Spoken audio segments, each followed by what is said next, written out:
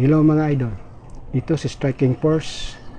Ang ating pag-usapan sa bidyong ito ay tungkol sa kasaysayan ng gwardiya sa bansang Pilipinas.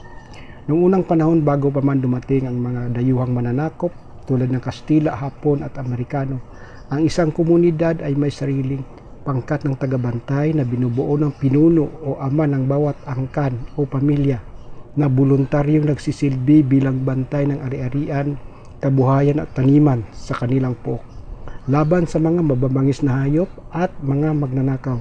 Dito po nagsimula ang konsepto ng gwardiya o security guard.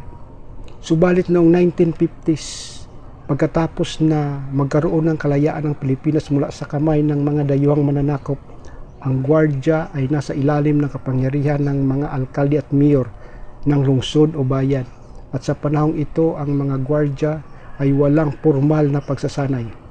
Ang requirements lamang para sa paggagwardya ay permit lamang mula sa mayor na nakakasakop sa naturang lugar na binabantayan. Kaya kahit sino po ay pwedeng maging security guard.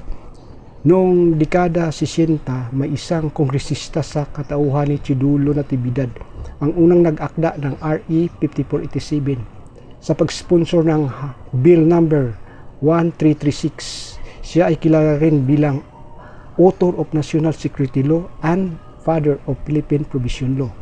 Nagkaroon po ito ng Senate version, ang Senate version number 122 na ini-sponsor naman po ni Alejandro Almendras, father of RE 5487. Dahil sa pagsasabatas ng RE 5487 ay nagkaroon ng formal na training ang mga security guard.